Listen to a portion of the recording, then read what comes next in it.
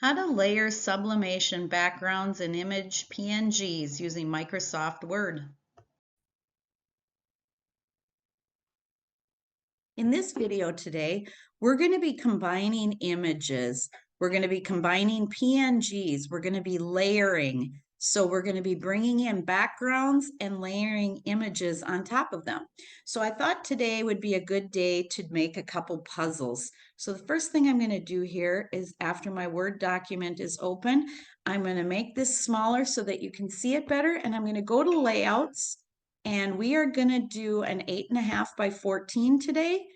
And the orientation, we're going to keep it on portrait. And we're going to make sure our margins are set to 0 so that we can bring images in and they're going to go all the way to the outside. So now we're going to insert our images. So we're going to go to Insert from this device, Pictures. And I have downloaded them. So I think we'll use this watercolor first. And so now the first thing you're going to want to do is you're going to wrap your text. You can do it here or here if the option is available. So you click on this and you're going to do with text wrapping through. So what that's going to do is that's going to make this image so that we're able to layer. So I'm going to move this up and you can see on this side that it gives you the sizes. So my puzzles are 6 by 8. So I want to make sure that this is a little bit bigger here, 6. I want the puzzle to be completely under the image. So I'm going to make it a little bigger. So I think that 6.17 is good, but it doesn't quite have to be 8.5 here because the puzzle is 8 by 6. So there we go. 8.12 by, what is it here? 8.18 by 6.17. That's pretty good there for that size. So now I'm going to insert the next picture. And I think I'm going to take this little dinosaur here, this one. And now you can see that that came up on the bottom. And I'm not able to move that the way I want to unless I do the wrap and the through again. So now that bumped him right up in there. And so I'm going to grab this image and I'm going to move it up. It's going to let me here.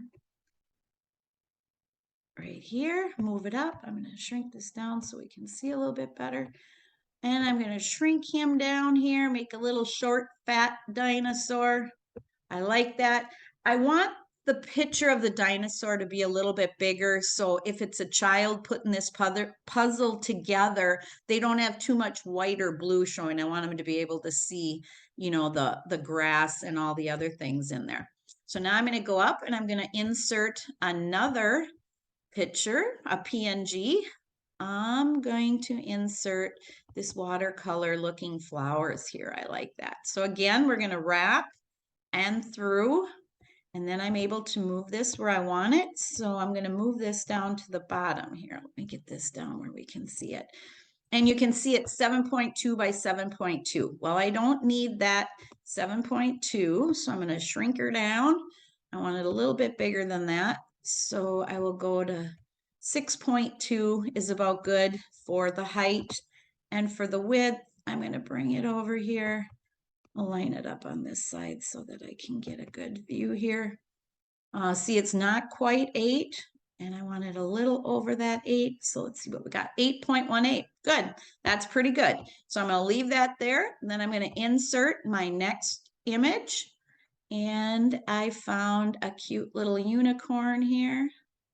I have a Creative Fabrica All Access account, and so I love getting my images from there. I will link the All Access link to the bottom of the page or to the bottom of my video because they actually have a really good deal going on right now for new memberships or extending the membership that you already have.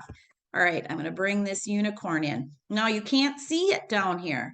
And you can't see that icon to wrap through. So you have to go up here to this one.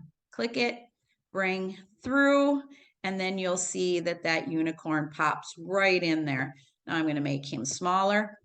Main thing to remember here on these puzzles is it's the background size that you need to make sure is big enough for your puzzle. These images inside, they don't matter as long as you make sure that they fit without cutting his unicorn horn off or something like that. So I'm going to squeeze him in here, pull him up a little bit bigger, I think. So I can make him bigger this way too by clicking up here.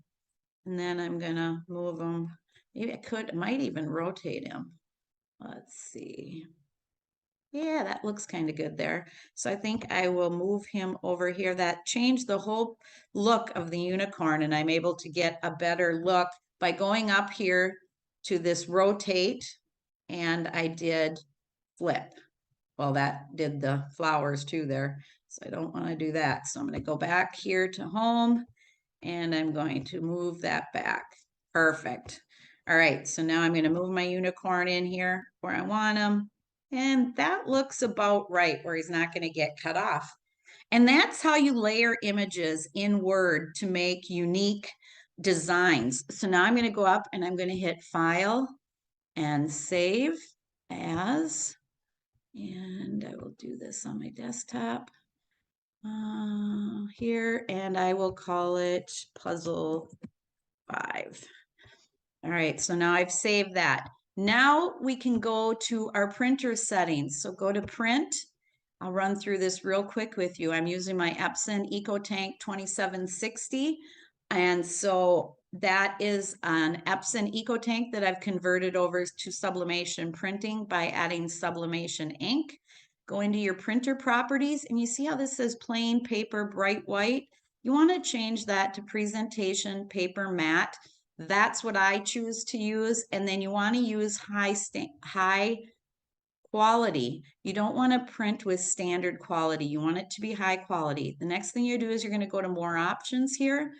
And under image options, I am going to choose emphasize more and emphasize thin lines. Then I'm going to hit OK.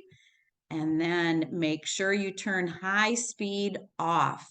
Now, there are no words on these images, so you wouldn't have to mirror it, but you want to always mirror your images on when you're doing sublimation just to get in the habit of it. Because if you have words on something or you have a design that is specific, you want to make sure that when you press it, it's the right way. So you always want to mirror your image.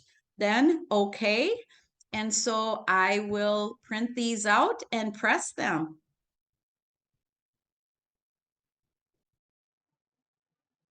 Here's our design, fresh out of the printer. This is the sublimation ready puzzle blanks that I'm using. Like I said, they're 6" by 8" roughly, and they are white on the sublimation side. And the picture on the left, you can see there's cardboard. There's a cardboard backing on it. I'm going to be pressing this puzzle for 60 seconds at 385 degrees. While my press is preheating, I am preparing my puzzles for sublimation. I cut apart the image so that I have two separate papers. I do leave the cardboard on the puzzle to help hold it together. So when I tape over the cardboard, trying not to touch the puzzle pieces. The image on the puzzle sublimation white side. So under this cardboard, the puzzle is facing up on the image. I'm using a pressing pillow on my press. I just want to have that added thickness in there. So I've got the pressing pillow down, and then I've got my protective paper, and I just use a piece of copy paper for this. It doesn't have to be anything special. And then you can see that I've got the image on top of the puzzle laying on the protective paper. So I pressed each puzzle at 385 degrees Fahrenheit for 60 seconds, and then I unwrapped them, and this is the finished product. I have put links at the bottom of this video so that you can see what I used. And also, thank you for watching, and please subscribe to my channel. Have a great day.